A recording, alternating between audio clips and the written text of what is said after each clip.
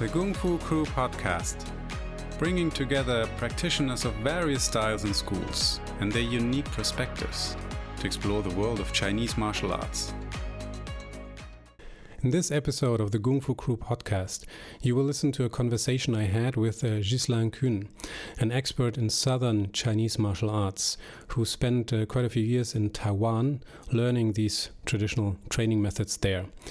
Interestingly enough, however, Ghyslain also has a lot of experience with modern Chinese martial arts, the more performative Xiandai Wushu or modern martial arts that have their origin in mainland China, where he also spent quite a bit of time. So he actually has a very unique perspective, knowing both worlds, the more modernized, performative Chinese martial arts as well as the very traditional martial arts of southern China. We focus mainly on Hunggar or Hongjiaquan in Mandarin, which probably is one of the most famous, if not the most famous style of Chinese martial art. Maybe tied with Taijiquan. I guess Taijiquan is very popular, but Hunggar has the huge advantage of being featured in so many of the Hongkong movies of the 60s, 70s and 80s, as well as being one of those styles that made it across the ocean to first the United States, but also to Europe quite early because of the connection of Canton, Hongkong and the United States. So I found it quite fascinating to get insights into this very traditional, very specific style of Southern Chinese martial arts. And I hope you enjoy listening to the episode as much as I enjoyed recording it. Welcome to the Gongfu Crew. Welcome to the podcast, Ghyslain. It's great to have you here. And I'm very much looking forward to our discussion. But maybe just to give the listeners a bit of an idea of who I'm talking to, maybe you can quickly introduce yourself. Yeah, sure. Well, first, thank you for having me on your podcast, Daniel. My name is Ghyslain Kuehn. So I'm French, as you can hear. I'm 37 years old, and I've started Chinese martial arts at the age of 13. And that was actually the first martial arts I've tried, and I kept on to it until today. So yeah, back then I was lucky enough that in my city, the city my parents lived in, there was my second, so the master of my master, was teaching traditional Hunggar back then. So I did that for like 2 years. Then his first disciple, Master Canton, took over the Wuguan, so the school. And he was more well-versed in modern Wushu back then. So he started to teach modern Wushu. What's funny about my first year in Kung Fu or Wushu, whatever you call it, we'll get back to that later, is that I hated it. The first year I hated it because my goal was to look like Jet Li in Once Upon a Time in China. And Hunggar was far, far, far from it. And I just couldn't enjoy training at all. If it was not for my friends staying there back then, I might not have continued. Yeah. And then the second year I loved it, and I kept on training, and I even loved modern Wushu more because that was more like what I was seeing in the Chinese movies and Hong Kong movies. So it looked more like what I wanted to do at the beginning. I got really into it, and I did international competitions since 2005 to 2015. First in Nanquan categories, then in Changquan, which is usually the opposite. Usually you choose only one. But I prefer Nanquan when I look at it, but I feel better when I do Changquan. As for modern Wushu, that was like this. Yeah, and so in 2015, I had the opportunity to live in China, go and live in China. I was working for a factory during the day and then training in the evenings. I was still training modern Wushu. I was then around 30 years old, and I still thought I could improve, and I still believe I could have improved. However, I broke my meniscus during training. Like many Wushu athletes break the knees. If it's not the ligaments, it's the meniscus. So I broke it. It's still broken as we speak. I didn't do any surgery. And then that's what may make me switch from modern wushu to traditional. I always knew that I would teach wushu at some point in my life, and that if I want to continue, I will have someday to switch to traditional. But I was not expecting it to happen so fast. Yeah. So yeah, that's how I went to traditional. And at the same period, I lost my job in China. I didn't want to get back to France that soon, so I went to Taiwan. Found my master Lu Wenjue, and I asked him if I could learn from him for 8 months before he accepted me. So it's like in the movies. I stand kneeling in front of his door under the rain, the snow, etc. Kind of. It was more like asking him on Facebook and whatever Also, every single week. Yeah. and there's not that much snow in Taiwan, right? So And it never snows. Maybe on top of some mountains, yeah, it does, but yeah, it's never snowing. So yeah, he finally accepted me, and I was the only disciple. I was not a disciple yet. He accepted to teach aside from his children. He has 3 children, 2 boys, 1 girl, and 2 of them do Chinese martial arts. Yeah. interesting. And I mean, there's a lot of stuff in there that I think we should go back to, especially how you begged your master to accept you. I think that's very interesting. But also that you are one of the few people I've met that actually started with Chinese martial arts and then kind of stuck with it. Stick to it, yeah. Yeah, because most people, me including, we usually start with Taekwondo or something like that. Yeah, interesting. I think I was lucky that there was Kung Fu Wushu in my city. If not, I might have started with judo, karate, or whatever the big sports in the West are. Yeah. Yeah. But before we dive into this, also what you specifically then learned from your current teacher, from your shifu, let's maybe set some kind of not ground rules, but start with definitions. How would you define martial arts? Because you already talked about traditional and modern wushu and stuff like that, and I think we need to talk about these terms as well. But maybe start with just martial arts in general. Like what is martial arts to you? To me, it's many things. To most people, it's just fighting art, maybe where they add some moral values or virtues, the wude. We talk a lot about in Chinese martial arts, but not necessarily follow. However, I believe that martial arts can be fight oriented and should be as for traditional ones. But let's be honest. I think that maybe only 1% of the schools wherever in the world actually practice for real fighting. I believe that nowadays it's not that I will say it's not efficient anymore, but it's not that the techniques or the styles are not efficient. They are efficient. It's just that the masters and the way we train and the practitioners, it doesn't suit nowadays reality, and it doesn't suit. We don't train for fighting. We train forms.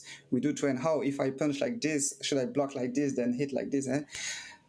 But that's mostly it. We don't spar with the techniques. It's some schools do, of course, but most of us don't. And I don't blame the schools. I know it's hard to find time, adequate, legit people to teach that and to hold class and take care of every student and their physical integrity. But I think at least if we can't teach better than that, at least let's be honest with ourselves and do not tell students that this works and this is effective, and if you encounter any problem in the street, let's say, you should fight using my techniques. If you're not training for that, then do not say that. Just be honest. Yeah, and I think it will it will do a big favor to Chinese martial arts, which suffers from a lot of criticism, especially nowadays with the fashion of combat sports, and I love combat sports. So martial arts are not only martial. They can be good for health. They can help with confidence, for socialization. You make a lot of friends all over the world. It's also a way of meditation. There's a lot of stuff in martial arts, and to me, it's a whole culture. It's everything. It's a real culture. It's something like the culture that was given to you by your parents and your family. It's something you learn, something you train in, something you live for, and this is you try to. At least for me, I try to apply the concepts and the values that have been taught by my masters in my everyday life, and including health through training, breathing, and other exercises. Yeah. So yeah, to me, that's my definition of wushu. I might forget some things, but that's pretty much it. Yeah. And now at the end, you already said that your definition of wushu. So is that the main term that you use? Yeah. Because there is kind of a gap, right? In the West, obviously, kung fu is much more common, which is actually a mispronunciation of kung fu. But then, I mean, in China, people also use different terms. Obviously, wushu is the official one, but then a lot of people connect it to like modern competitive wushu. I use wushu because after the Chinese, like you did, and if we're talking pure semantic, in my opinion, this is more correct, and especially in mainland China and in Taiwan. In Taiwan, they also have another spelling. They also call it kuoshu, so the national sport, and I've heard it in China as well, but it mostly refers to the Republican era practice of martial arts, which is still a strong feeling because most masters in Taiwan, they are pretty much pro Kuomintang. So there's a big nationalism and patriotic feeling behind that word, kuoshu. As for kung fu, as you said, that's everyone knows kung fu in the West or even in the whole world. To me, it mostly comes from, of course, the Hong Kong cinema, because let's be honest, in Cantonese and especially in Hong Kong, they prefer to use kung fu. They use mo suk, wushu in Cantonese, but they prefer kung fu much more. And Bruce Lee also was always talking about kung fu, and most people are big fans of Bruce Lee. So yeah, it all comes together like this. But I do use kung fu for marketing reasons. If I want to sell my class to someone that never practiced, I do say kung fu, because as you said, in the West, wushu has a connotation of modern sport wushu. So that's why I try to use wushu as much as possible, even on my channel. But sometimes when you're confronted with new people that don't know much about martial arts, you have to use kung fu and then slowly explain to them, either during the class or either during a discussion, what each term really mean. Yeah. I mean, I had a similar challenge, or I still have it. I guess I call this a Gongfu Crew podcast, but most people don't understand that Gongfu is the actual pronunciation, that is how it should be pronounced. And then I think, okay, maybe for marketing purposes, it would be better to call it Kung Fu, but I somehow refuse to. No, I think you're doing right. I think this is one way through your media. It's one way of teaching people about the real pronunciation. And then, like I do, you can explain the difference between Kung Fu and Wushu. One's a skill mastered through time and hard training. And the other one is martial arts, wherever it can come from, China or Japan or anywhere else. Yeah. So maybe then let's talk a bit more specifically about also what you learned and trained. I mean, you went to Taiwan. It's interesting that you actually started also with Southern martial arts originally, right before you got into Wushu. But then you learned mostly two styles in Taiwan from your teacher, correct? Yes, you're correct. At the very beginning, I didn't know what my master was practicing. I got to know him through YouTube videos. I've seen a YouTube video many years ago when I was in China, maybe in 2005 or maybe no later. 2005 YouTube was not that big, um, and I remember seeing this video and thinking how can a traditional master do wushu so beautifully and so aesthetically, looks looks so elegantly, and still you can tell that there is power, there is intention, there is skills and pliable movements, techniques, fighting techniques. And so I reached for him on Facebook because everyone used Facebook in Taiwan, and thankfully he added me. I came to visit. I did one class with him. Mostly it was me showing my skills, and he was like, "Man, you're so fat. How can you, how can you move like that?" Yeah, because after I broke my meniscus, I gained like 15 pounds, of course, for not training. However, once I left, he was living pretty far from Taipei. He lives in Taoyuan, and I lived in Taipei, so it's like 1 hour 30 of train ride plus walking and up to his clinic. He first refused. Afterward, he refused to teach me. He was always pushing me to go to other teachers. And back then, I still didn't know what I was really training with him. For 8 months, it went like this, back and forth. I sometimes went to his clinic using a fake reason to go there, like, oh, my hand hurt, because he's a doctor. Maybe you can check on it or whatever, and or only on Facebook.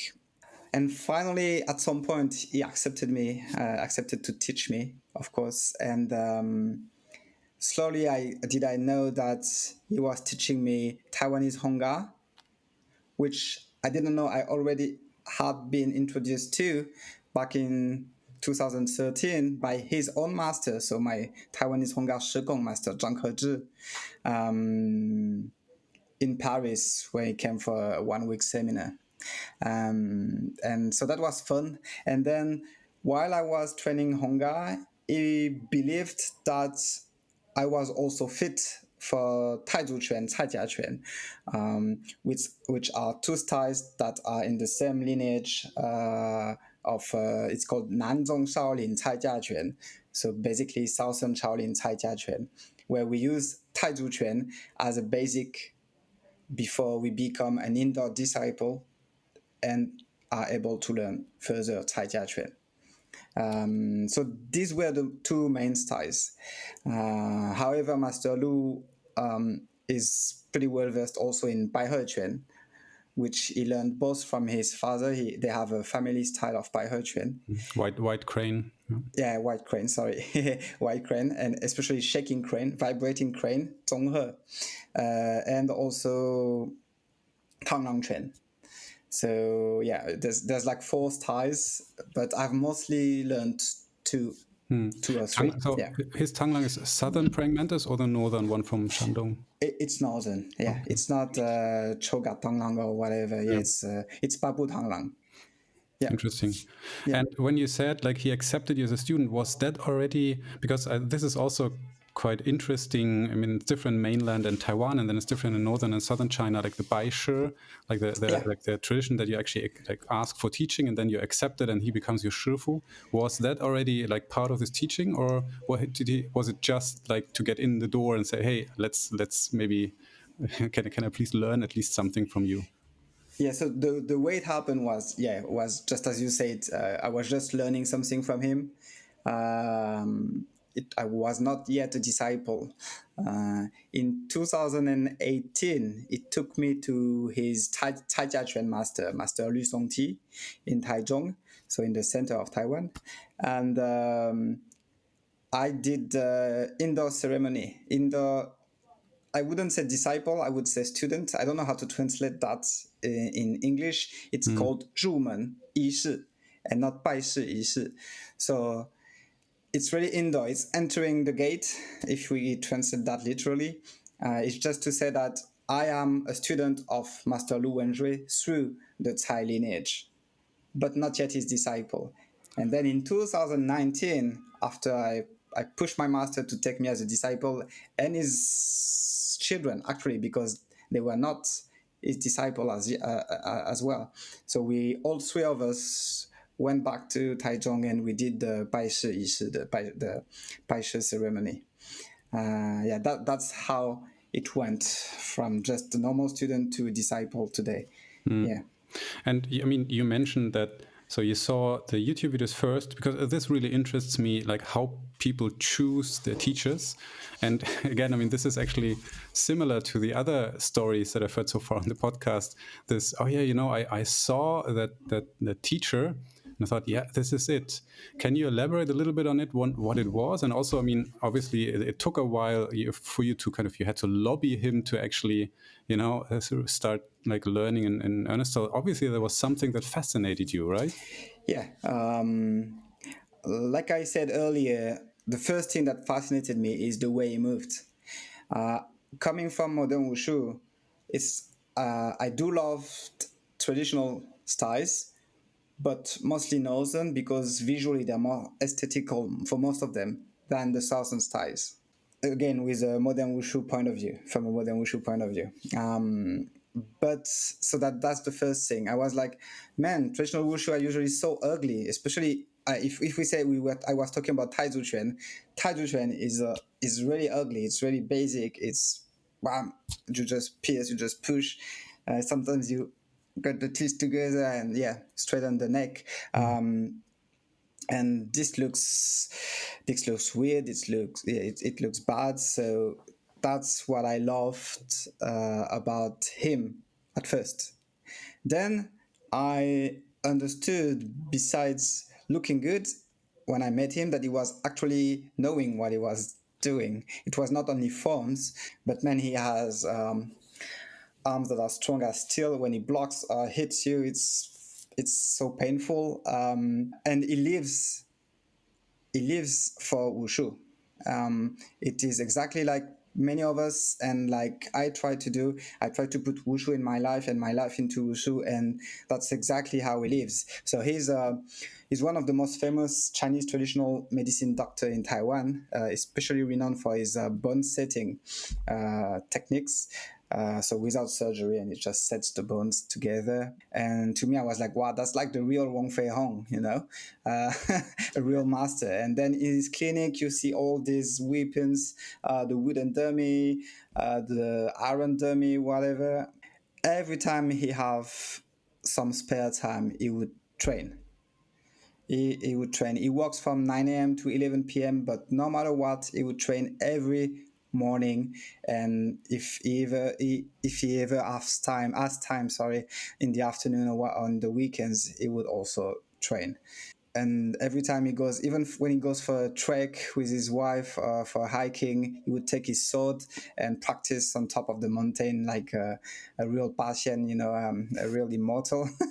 So that's pretty funny. Yeah, let's say that I was fascinated by his visual aspect, his aesthetic, but I fell in love with his kind of wushu and mindset when I got to know him more.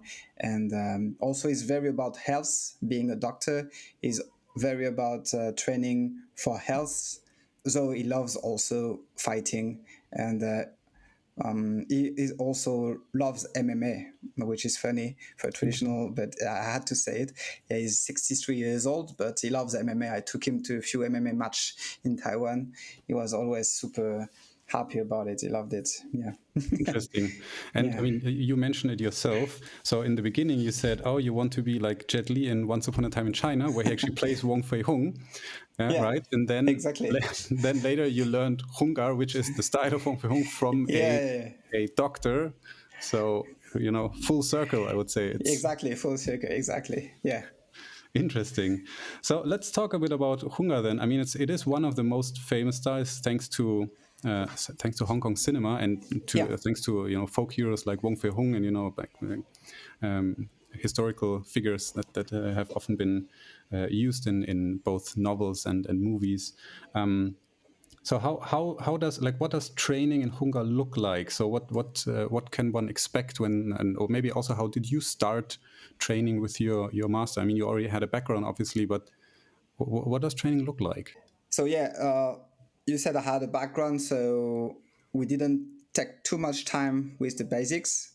I don't consider myself very good, but I think I have good basics, and so I was able to skip that, and I think that's why one of the reasons he accepted me as a disciple as well later, because he didn't want to waste time teaching basics, and that's why he refuses a lot of people. But yeah, for the Hongga, first I started with the forms because I didn't know yet what I was training, and so he was just teaching me. So the first forms I remember were the iron fan and dragon shape. So let's say a typical class would be training, warming up, of course, but the traditional way. So it's just holding positions. So that's what also we call basics. Odd Mapu a lot. Honggar, should it be Taiwanese or Hongkongese, has the same effect on your legs. It kills your legs.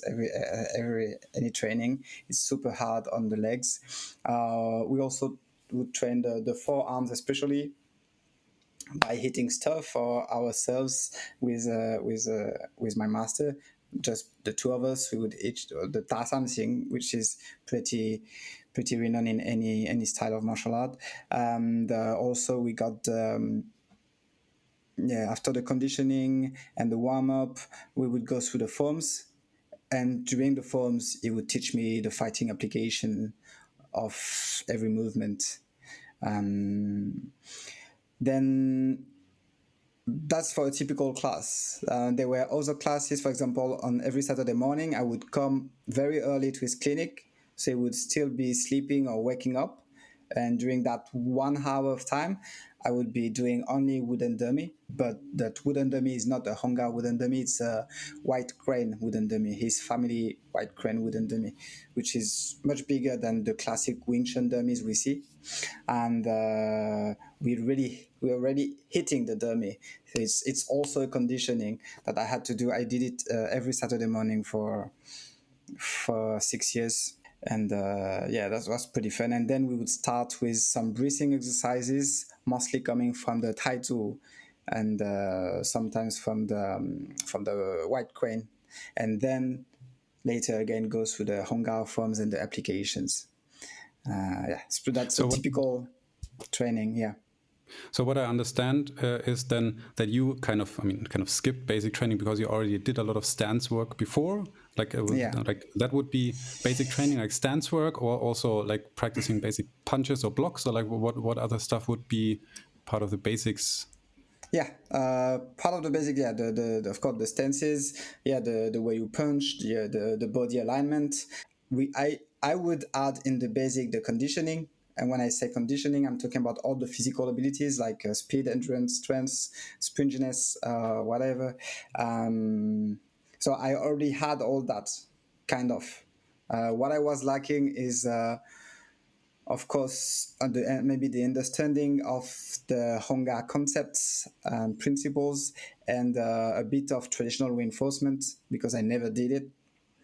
Only on my very first 2 years of Kung Fu, but I forgot everything about it. But so it was mostly, we would skip all of that mostly. And because I was teaching boxing and strength and conditioning in Taiwan, in a few gyms, so I was already trained in these physical abilities. Yeah. And you mentioned concepts and or principles of Hunggar. Like, what are those? Can you elaborate? So there's the statodynamic. I don't know if you say that, statodynamic in English. For example, the Q saw here, the Q saw, the Jiao Shou, the bridge hand. When we push, when contracting and holding the breath in the dantian, then releasing all of it. That's what I call static. It's both static and dynamic. Yeah, so it's using isometric tension, right? Like where you reduce the resistance of your own body. Mm-hmm. Yeah, a lot of isometric tensions, the breathing techniques. I call it the flow, or you can call it the kanjue in Chinese, of the style. which was very different, especially because, as I said, I started with Nanquan, but I did a lot of Chongquan afterwards in competition. So I kind of forgot everything, and my movements were too wide. Thankfully, Taiwanese Hunggar is quite wide, or even contemporary Hong Kong Hunggar is pretty wide compared to Taizuquan, for example. So I had less trouble to practice Hunggar that I'd had practicing Taizuquan. And when you say wide, you probably also mean the stances, right? Because a lot of southern Chinese martial arts are defined by the sanchin, right? Like this very close, narrow stance that you often see. Yeah. Exactly. In Hunggar, what we call the Sepingma, so the mapu, it's pretty wide compared to other southern styles. I mean, you can find similar wide mapu or any other stance in Chalifat maybe, and in other likewise styles, but maybe in Cholga. But most of them, like you say, we have the Sanjiaoma, or it's called either Sanjiaoma or Wu Bu. 50-50 step, where we just shoulder width apart and 1 foot above in front of the other, and that's pretty much our stance all the way, and we just sit down on that stance. And that's the case for Taizu, White Kuehn, a lot of, especially in Fujian styles and Hakka styles. Yeah, and this is also what was then transmitted to Okinawa, right? Where you have a lot of traditional karate styles using this very compact structure. Yeah, exactly.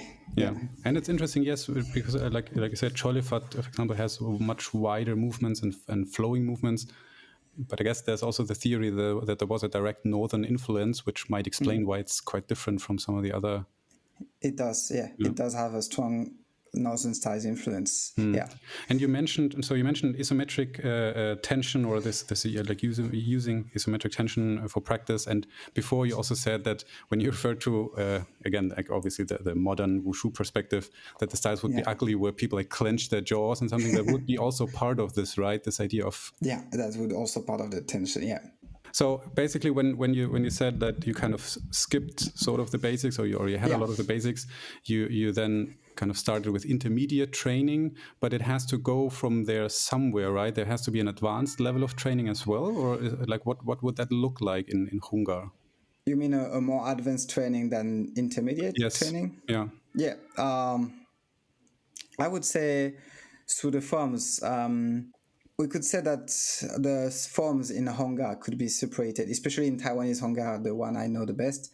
They can be separated in few levels. You got the very basic one, like the Luohan Sepajang, the 18 Arats palms, or the Muifai Kuehn, the plum flower form.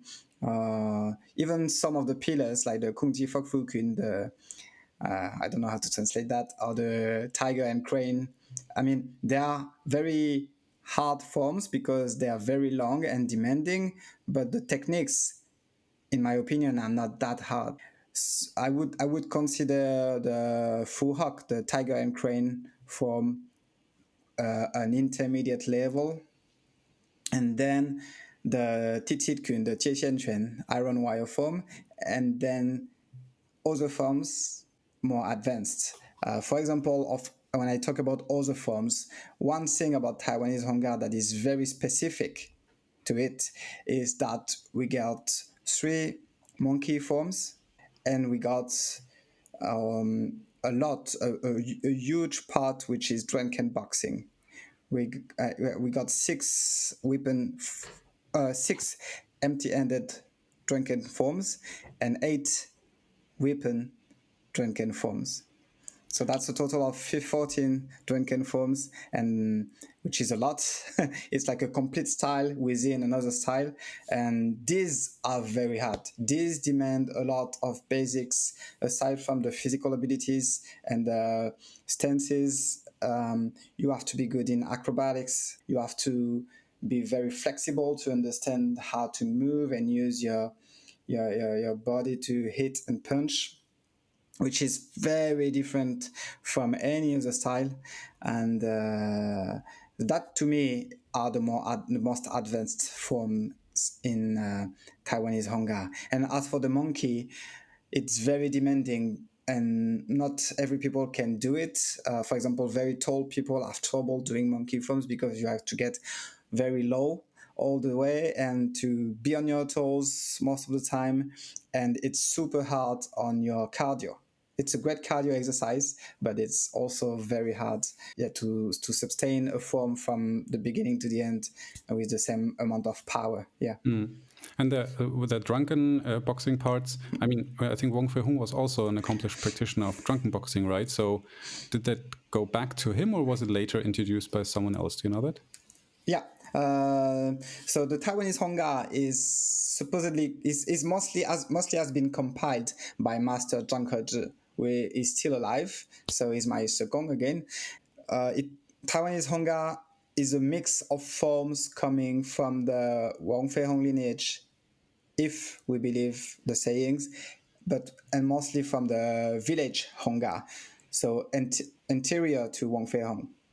It was there before Wong Fei-hung, and it's very different. If you look at village Hunggar and compare it to what we know as Hong Kong Hunggar nowadays, it's completely different. So we do have a mix of that, and I'd say if you trust the saying regarding the Wong Fei-hung lineage, it's because one of Master Zhang Hezhi's master, his main master, let's say, which is Master Lin Jiakun, supposedly was a disciple of Wong Fei-hung, but according to the dates, I've done my research, it doesn't match.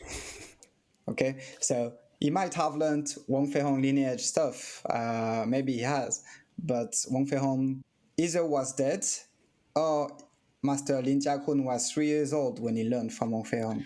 Okay. Yeah, so I will be scolded by many of my Shesiong and my uncles for saying that, but I like to do my research, and I like to be honest about my practice. So yeah, it's very common, isn't it? That also even in families, like I've seen this a lot, when for example the father, who's a famous teacher, maybe passes away when the kid was like super young, they would still claim like, oh yeah, I learned so much from my father, and that exactly. you were 4 years old back then. I mean. Yeah, it's very common. We always need to have a bigger ego than what we already have, especially when we are a Kung Fu master. It happens a lot in Wing Chun as well. Everybody is Ip Man disciple. Yeah. No matter the style of Wing Chun you do. So that's funny. Yeah. And you already mentioned you had a couple of references to the techniques, and to maybe basic techniques and then more advanced stuff. And obviously there's all this conditioning, strength building. So like if somebody wants to train Hunggar for fighting, I mean, in the beginning you said, okay, so maybe I actually agree with this. If you don't train for fighting, then maybe you shouldn't claim that you do. But obviously you can train this for fighting if you want to. What would this look like? Like, what are typical techniques or tactics or strategies in Hunggar that you try to develop? So, to me, the most difficult point about teaching Hunggar for fighting is that the movements are pretty wide, as we said in the forms, but as for fighting techniques, you have to narrow them, and this is hard. It's like learning the opposite of what you should do, but it helps before who can more, can less. I don't know if you can say that in English, but if you can hold a big mapu and punch far away, you are also able to get at least the same amount of power, if not even more, in a short distance. Aside from that distance consideration, you also have to build reinforcement. Is a big part in Honggar and even in Taizu Chuan, because we block and we hit a lot with the hands and the forearms, and you have to get rid of the scare you can have from blocking and engaging all your power and body weight into a punch or a hitting technique.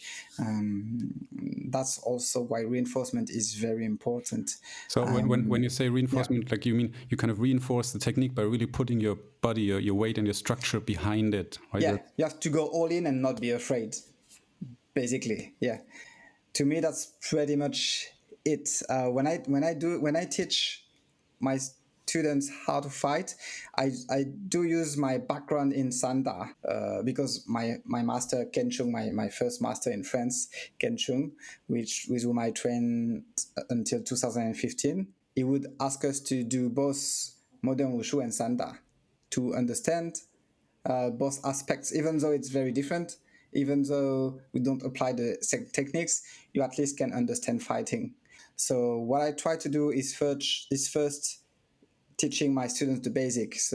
So the distance, how you frame your opponent, which means how do you keep engaging and on the same line as him while protecting your center line. The going in and back management, the management of these actions, going in and back, getting out when it's too dangerous, and afterwards only I do teach the techniques of the forms, and then we try to include these techniques in a sparring kind of fighting. So we would spar like in modern combat sports, wearing gear, but the goal of each of the students is to apply the technique we just saw.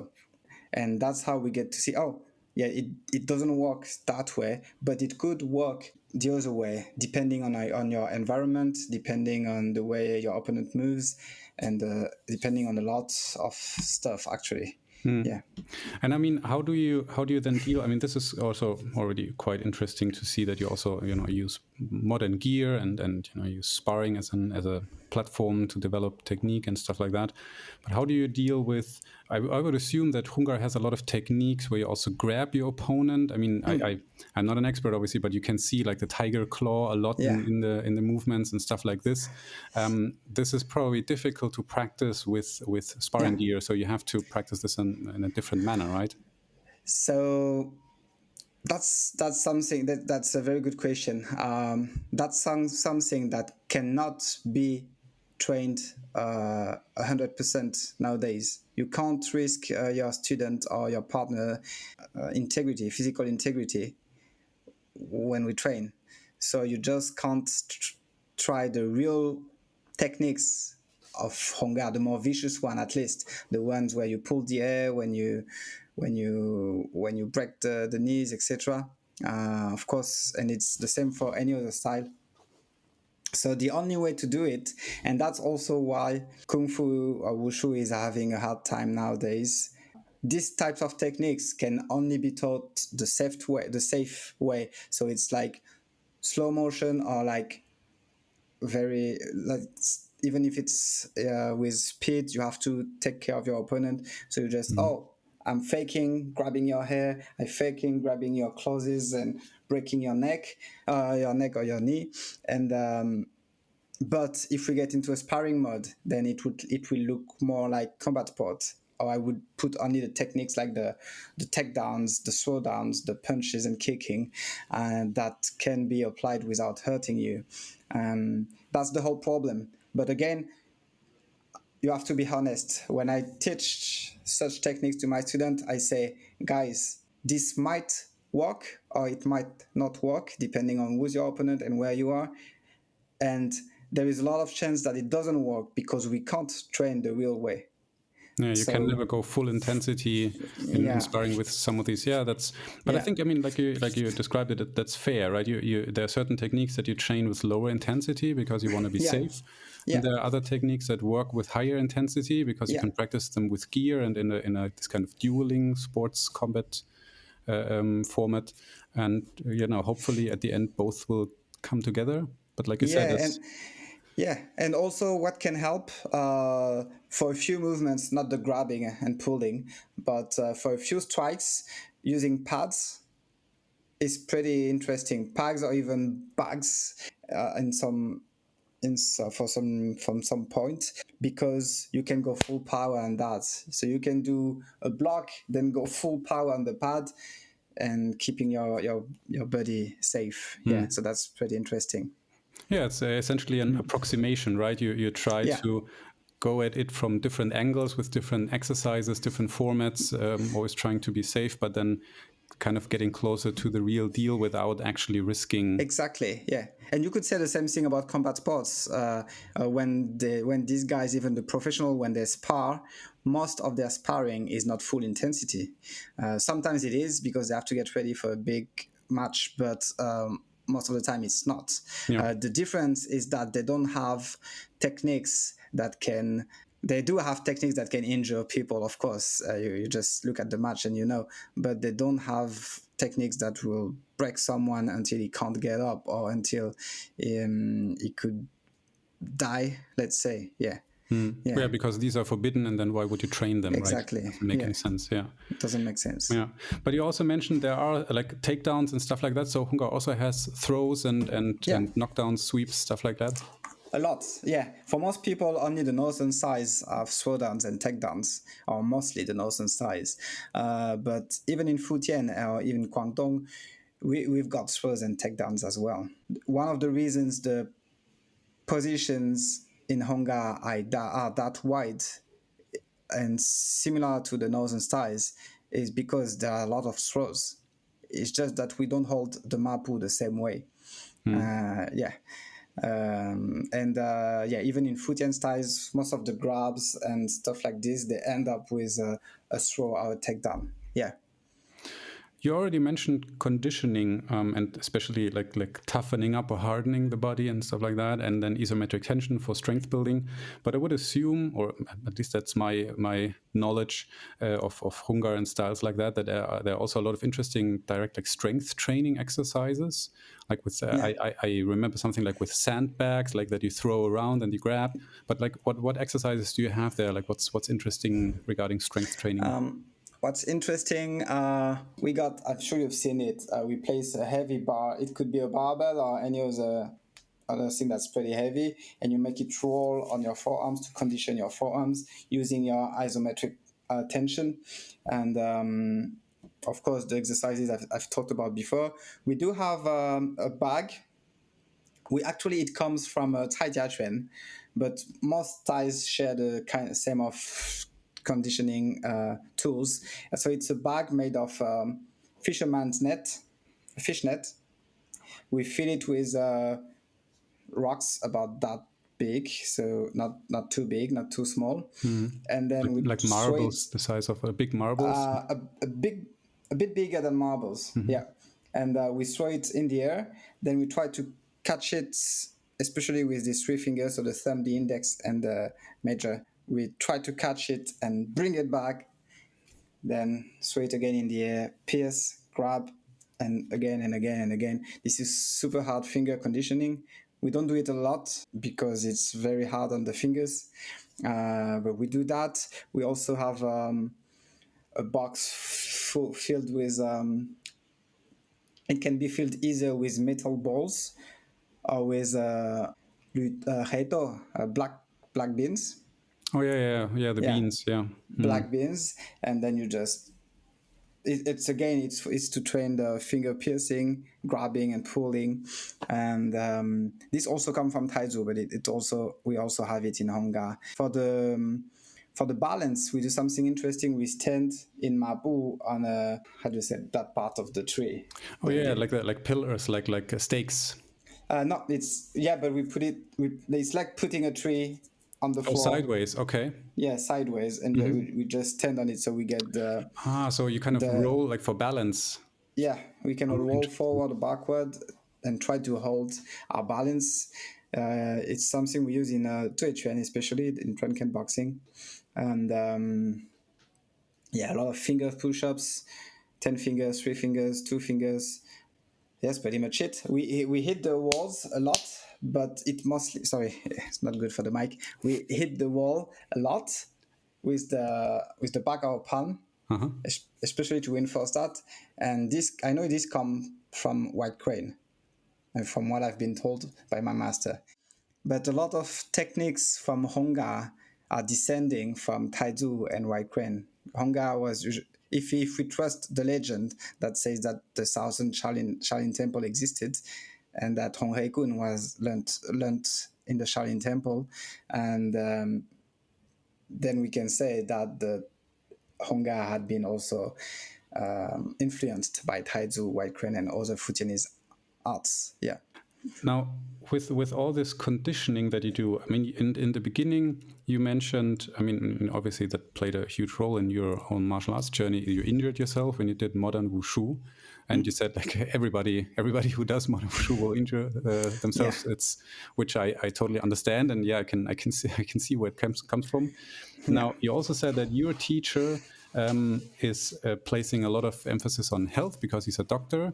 Now, I would assume that some of the conditioning exercises you already mentioned, like with the fingers, you have to be careful, right? So, like, what role does health play in Hunggar training, and how do you define health? Like, what are you going for? How do you protect it, or boost it, or restore it? Like, so as if we take the conditioning examples I just gave, whereas back in the days, people were doing maybe 300 or 1,000 rep of exercise per day.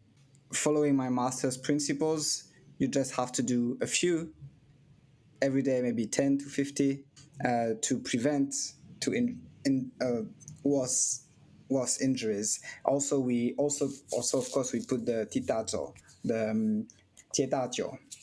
How to say that? The Chinese. yeah, I mean, I only know tiger balm, but it's different. It's the translation is different. Like it's yeah, it's different, but yeah, it's it's a liquid we put on the bones and muscles to help with recovering. But that's part of the recovery. We do a lot of breathing exercises. So in our Taijiachuan lineage, the Southern Shaolin Batuanjin, which is slightly different from the Northern Shaolin Batuanjin, is something we have to do every day. And we also have the Bai He Yi Jing Jing, which is it says Yi Jing Jing, right? But it's pretty different from the Yi Jing Jing and has a lot of White Crane principles. And as for Hunggar, we do the Jie Xian Quan, the iron wire. These are mostly for understanding how to breathe, regulate your bad qi and good qi in your body. But I don't like to talk about qigong. I don't like the word qigong. Again, I think it's good for marketing, but I don't think it's good to make people understand more about Chinese martial arts.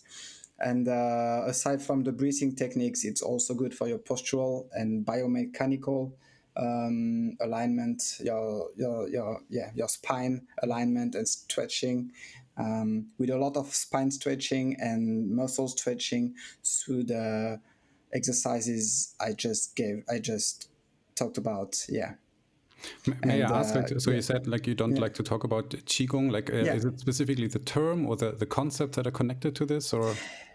Is the concept that are connected to this in the West. In the West, when you say qigong, it often bears a mystical part, whereas in China, it's nothing mystical. And actually, in China, it's pretty rare that people talk about qigong. I mean, they do it. It's included in their practice. Should it be internal or external, or should there be even external and internal styles? Everybody puts qigong or breathing and tuna techniques in their practice, but they don't talk about it. In the West, I don't know for Germany, but in France, there's so many gurus that love to talk about qigong and say, if you do that, yeah, you can, whatever, you can kill someone with your finger, or you can just cure cancer or whatever. It's so bullshit that I don't like to use the term. Yeah, but that's because of how we use it in the West. It's not because of its true concepts. Yeah. Yeah, I mean, I also noticed that. I trained Taiji Chuan in China, right? I did train some other stuff here in Germany, but in China it was always Taiji Chuan, and also now with Nabil, like qi as a term, it's never really used. It's also not used by the Chinese, actually. Like, I mean, again, we're talking about Taiji Chuan. People would assume that everybody talks about qi, but it's not a concept that is super important within the practice. People talk way more about jin, like force or structure, or like I said, breathing and dantian, obviously. But it's very pragmatic and physical in many ways, actually. Yeah, I agree. How then does like do mindfulness and introspection or even meditation, I mean, these are also all terms meaning slightly different things, but does this play a role in Hunggar training? I mean, you mentioned before, like as a Kung Fu master, obviously we all need a big ego, and I think that's a big problem. So it's funny that, you know, often the spirituality is advertised, but then it's not there at all. But does it play a role in traditional Hunggar training? I think it plays a role in martial arts, whatever the style is. I think if you are a true practitioner, doesn't have to be a master, even more if you're a master, you're never pleased with what you do and what you see. If you have a very traditional master teaching you, it's even worse because he keeps on making you feel bad about your performance. So you're doing introspection every day of your life when you do martial arts. And that's also the good thing about it, because I think martial art is a way of life to become a better person that you were yesterday. So introspection helps with that. And as for visualization, for example, I use that for my students that compete, because I really believe in the strength of visualization. When you go into a competition, or even if you go for a job interview, let's say, visualize helps you reduce stress and the amount of stress, and increases your performance a lot. It works a lot. It's not new. A lot of people do that. So I would separate visualization. I do separate visualization from introspection, whereas introspection is more a long-term and everyday work that you have to do on yourself and your practice, whereas visualization is something you do for an event or a performance that you have to attend. As for meditation, I do meditate every day, but not necessarily the way people think, while sitting down, closing my eyes and breathing, and whatever else you could do. Sometimes I do that when I want to calm down mostly and relax. That's what also my master does. So my master is a very big Buddhism practitioner, and he does a lot of meditation. And I followed him through his meditation, but never had he tried to put Buddhism philosophy in the meditation, even though I'm not Christian or Catholic, but he never tried to. We were always using that as a way of focusing on ourselves and calming down, cooling down. So that's one way of meditating. But we also believe that the meditation can be done through practicing your forms. When you're really into your form and you don't think about anything else, you're just focusing on your movements and your breathing, and you can even forget about the other people around, that's a type of meditation. You are focusing on one thing only, and this is meditation. So this is the two types of meditations that I do. Yeah. Nice. And when I teach my students, usually at the end of a class, especially when it was very exhausting, I ask them to sit down, calm down. They don't have to put their hands in any shape.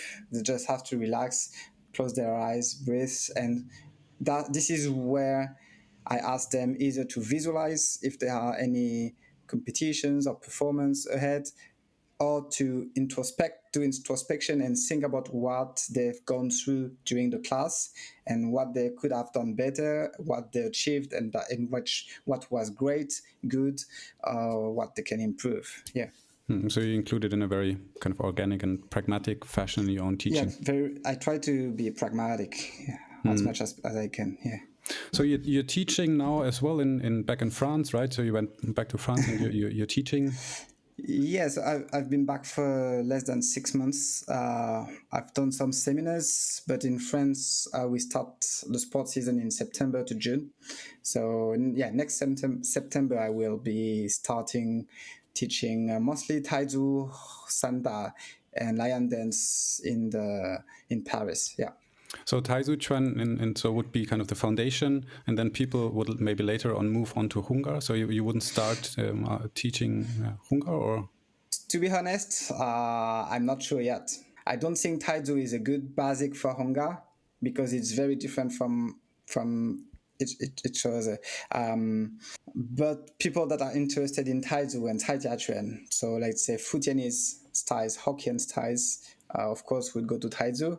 And the other ones, the guys that would be more interested in Hunggar, either for their practice or for competition, yeah, I would teach them the forms. So far, since I will be teaching Taizu mostly at the beginning, I plan on teaching Hongkong, especially during seminars. I do also, I have a few private students, and for most of them, they do Hongkong, whereas only two of them do Taizu, because it's visually more appealing, I think, and also because some of them still compete in traditional styles, and they want to have forms that distinguish them from the other competitors. Yeah. And you also have a channel, right? You have a Wushu Quest like on YouTube and also Instagram, right? Where you also make videos, or you also release content. Yeah. So I try to. I've done a lot of interviews when I was in Taiwan with different masters. There are still interviews I haven't shared. I'm pretty far behind on editing. It takes too much time. But yeah, my Wushu Quest channel on YouTube, where I share interviews or insights, or I introduce styles. Doesn't matter what you practice and what you think about it. I try to be open and to do videos that don't say this is the best style and your style is shit. I try not to do that, because I think everyone has something good in their practice. And yeah, the Instagram, I share the same thing, and also more personal stuff, either for personal training or whatever happens in my Wushu journey. And my Instagram is GK_Wushu Quest. Yeah. Yeah, I'm gonna put it in the description, so maybe people go check it out. And yeah. After this podcast, it's gonna blow up. Gonna be huge. Yeah, I'm gonna be a star. Yeah. So maybe to wrap this up, like I think we already touched upon this a couple of times, but how would you like to see? I don't know, maybe not all of Chinese martial arts, that may be too big, but like specifically also the type of martial arts that you teach and that you practice, the community around it. How would you like to see this develop? Like what are you hoping for, like in the future? What I'm hoping for the most would be that people come along together, get along. I mean, we are already suffering, and we've been suffering for decades about bad reputation, because either it's not applicable, or it looks too much like what we see in the movies, or whatever. Yeah, Kung Fu is suffering about it. And adding to that many masters, or so-called masters, spend their time criticizing other practitioners or masters, it doesn't help. It's a common understanding that if we come together as one, we're stronger than if we're all apart, right? So it would make sense that we get along together. So I hope, maybe against a common enemy, that we can come get along. But I'm a pessimist, and I don't really see that happen. But I do still hope for. And that's one thing. And the other thing, I think, doesn't matter what other people think about what we do. Should we be even the legit masters or teachers? We should keep on transmitting. We should keep on teaching. This is super important, because if we get criticized and we don't do nothing about it, okay, you don't want to get along, it's fine, but at least share what you've learned with other people, or else you're not much different from these old masters back in the days that refused to teach foreigners because it had to stay in their community. That's how styles died and are still dying today. And if we keep doing that, not only people will keep laughing at Wushu, but they will be right about it. And no styles, no legit master will be there to say, no, that's not the case. We actually have good stuff, and this is what the good stuff we have. This is what we have. This is what we can share. So do share, do not feel, do not be against online teaching either.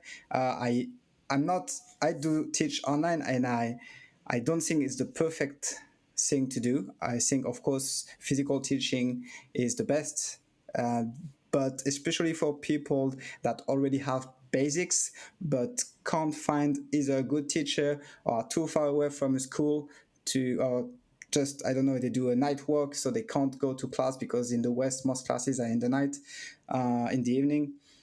Man, you can't stop that person that genuinely wants to train from training just because you think, online training is shit, it doesn't work.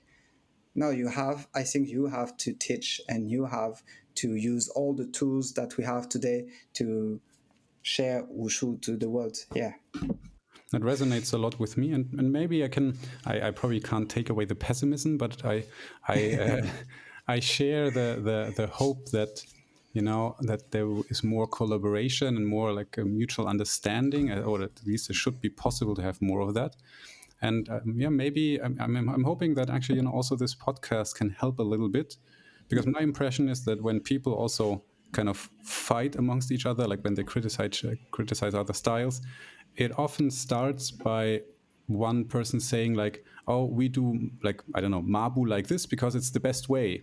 Yeah. And then what's lacking is like, what's the purpose behind it? Like, why are you doing it this way? So maybe you think it's the best because it serves your needs perfectly. Yeah. But maybe we have a good reason for doing it differently.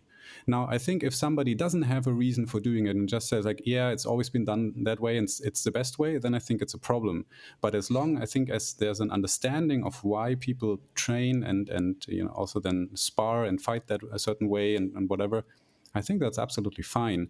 But we have to make sure that this understanding is shared more, and that we really understand why we are doing what we are doing.